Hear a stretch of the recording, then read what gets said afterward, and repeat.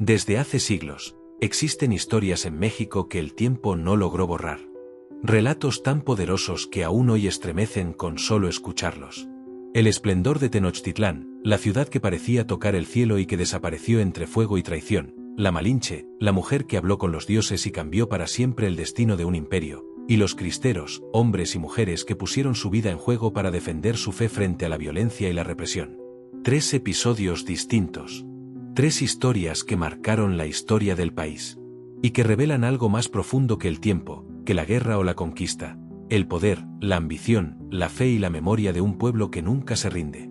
Acomódate, presta atención a cada palabra, porque lo que vas a escuchar no son simples historias, son los ecos de México, de un pasado que aún late bajo las piedras, los templos y las leyendas. La caída de Tenochtitlán. El día en que los dioses callaron. Hay momentos en la historia en los que una civilización entera siente que su destino está sellado, pero no lo sabe aún.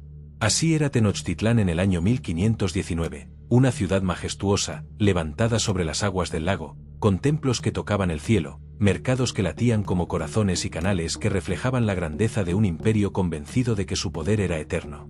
Los mexicas dominaban buena parte del continente, su influencia llegaba a todos los pueblos vecinos y su tlatoani, Moctezuma II, era visto casi como un dios viviente. Sin embargo, en los meses previos a la llegada de los europeos, comenzaron a ocurrir cosas extrañas. Los sacerdotes hablaban de señales en el cielo, de luces que ardían en la oscuridad, de un templo que se encendía por sí solo y de una mujer que lloraba entre la niebla, lamentando la pérdida de sus hijos. Aquellos presagios, que en su momento parecieron simples rumores, serían recordados después como los anuncios de un final inevitable.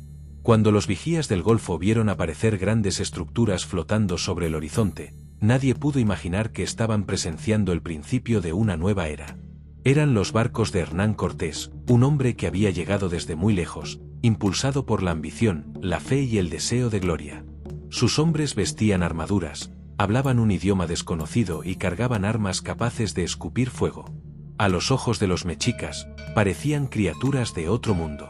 Moctezuma, atemorizado por las profecías, comenzó a creer que tal vez aquel forastero era el mismísimo Quetzalcóatl, el dios que había prometido regresar desde el oriente. Esa duda, ese miedo disfrazado de reverencia, fue el arma más peligrosa que Cortés tuvo a su favor. El conquistador no atacó de inmediato, comprendió que el poder se conquista primero con la mente y luego con la espada. Así que buscó aliados, pueblos cansados del dominio mexica que veían en los españoles la oportunidad de liberarse. Los tlaxcaltecas, los totonacas y otros pueblos se unieron a su causa, y poco a poco el ejército de Cortés creció hasta convertirse en una marea imparable. Mientras tanto, Moctezuma se debatía entre el deber y el miedo, entre la fe y la razón.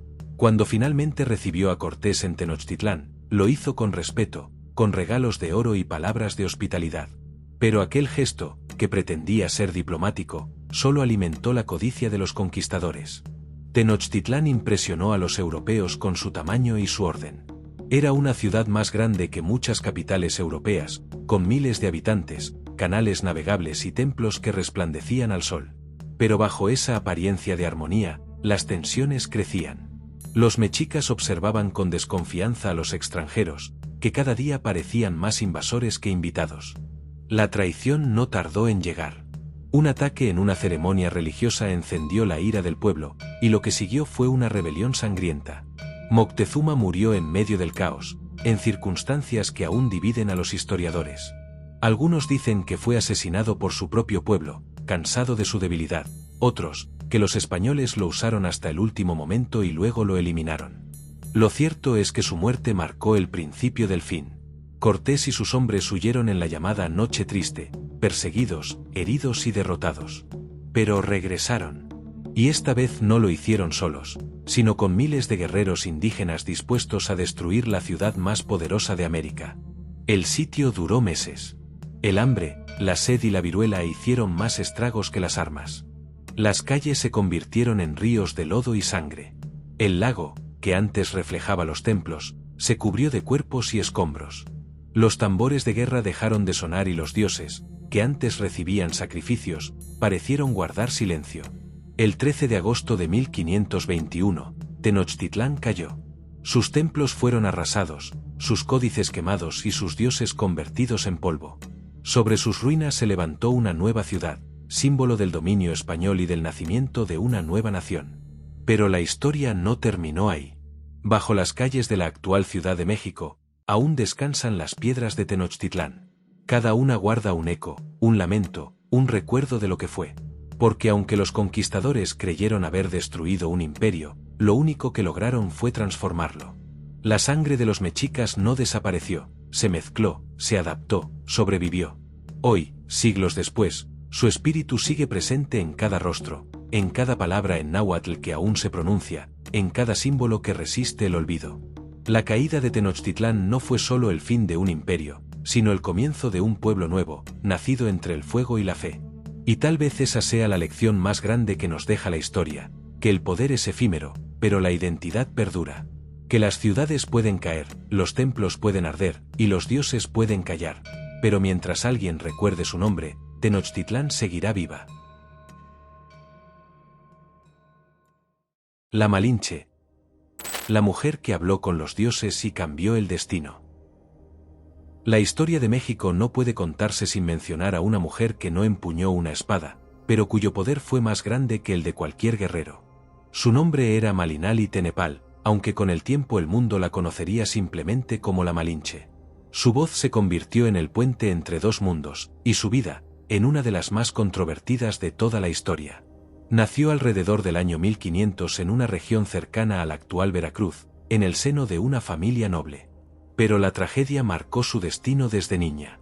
Su padre murió siendo ella muy pequeña, y su madre volvió a casarse. Para asegurar el futuro de su nuevo hijo, la madre de Malinali la entregó como esclava, haciendo creer a todos que había muerto. Fue vendida, intercambiada y olvidada, como si su vida no tuviera valor. Sin embargo, el destino tenía otros planes. Años después, en 1519, un grupo de conquistadores españoles liderados por Hernán Cortés llegó a las costas del Golfo. Entre los presentes, los pueblos indígenas ofrecieron esclavas como tributo, y entre ellas estaba ella, la joven de mirada serena que hablaba náhuatl y maya con la misma facilidad.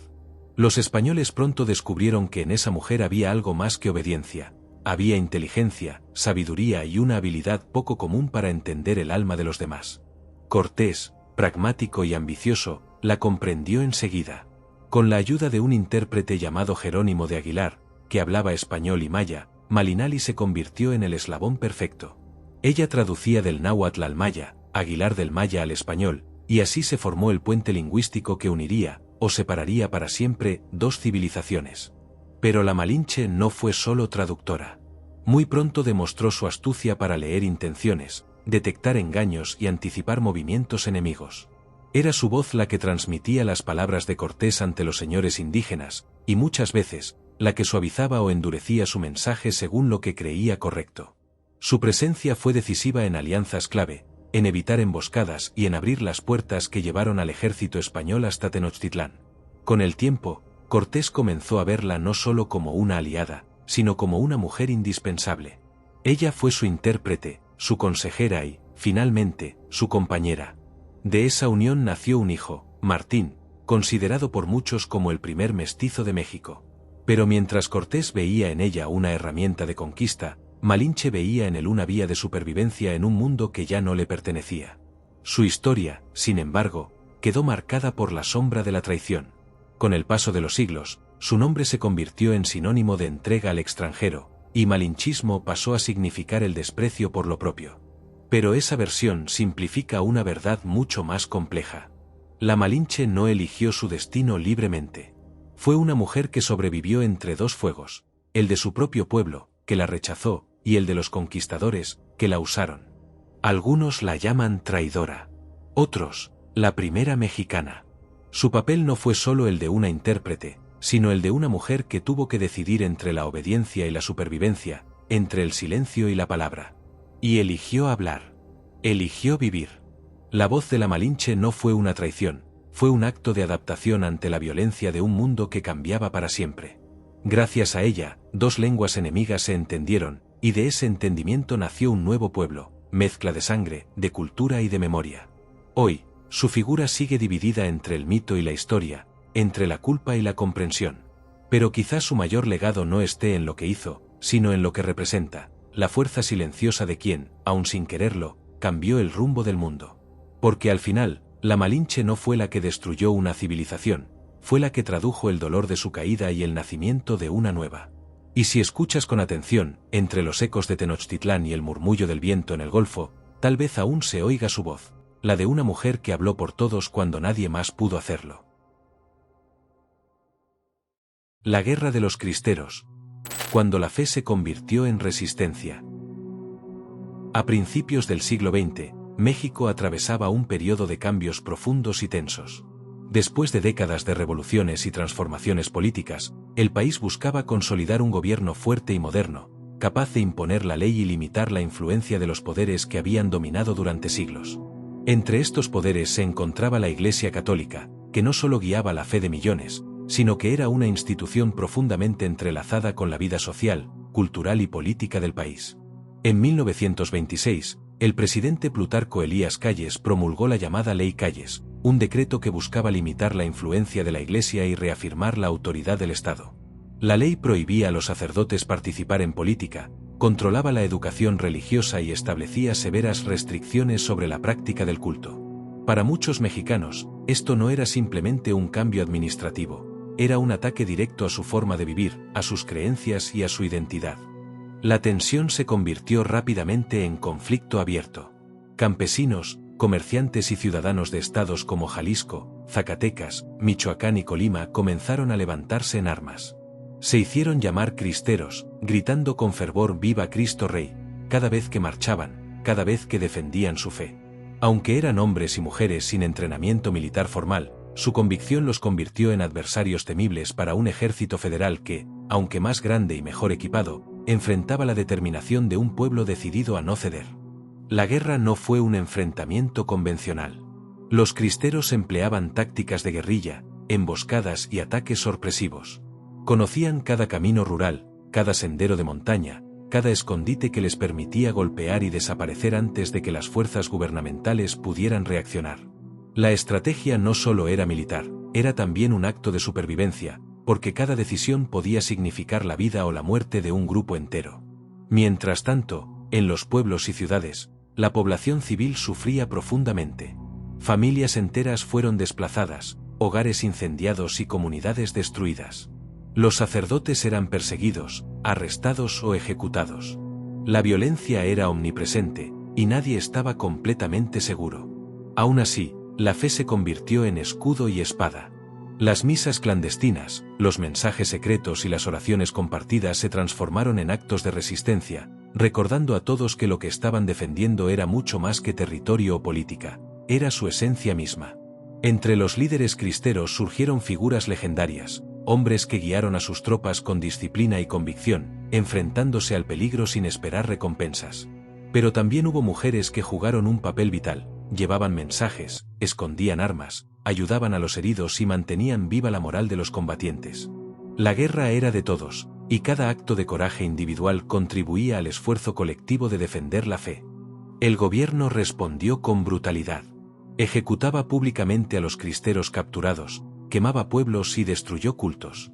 Sin embargo, la represión extrema no logró sofocar la resistencia. Por el contrario, fortaleció la determinación de aquellos que veían la fe como un derecho inviolable.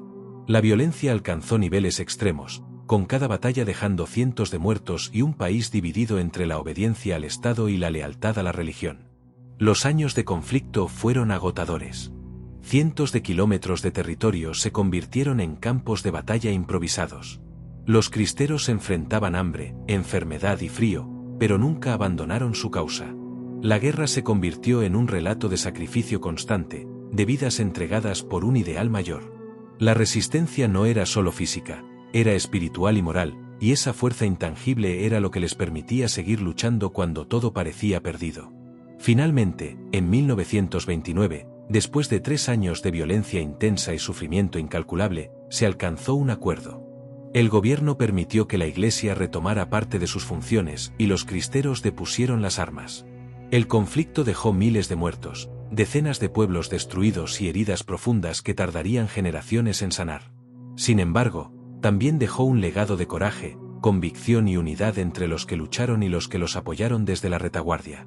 Hoy, la Guerra de los Cristeros sigue siendo recordada no solo como un conflicto religioso, sino como un capítulo donde la identidad de un pueblo se puso a prueba. Enseña que la libertad no siempre se mide en leyes o decretos, sino en la capacidad de un pueblo de sostener sus convicciones incluso frente a la opresión más violenta. Que la fe, la esperanza y la determinación son armas poderosas que pueden resistir cualquier fuerza, y que la memoria de quienes lucharon nunca debe ser olvidada. La historia de los cristeros nos recuerda que la verdadera resistencia no está únicamente en la fuerza de los brazos, sino en la fuerza de la mente y el corazón. Que la dignidad de un pueblo, su derecho a vivir según sus creencias y la memoria de sus sacrificios son tesoros que ninguna violencia puede destruir. Que, aunque los cañones callen y los ejércitos se retiren, la memoria permanece, viva, en quienes recuerdan, en quienes enseñan y en quienes continúan defendiendo lo que consideran sagrado.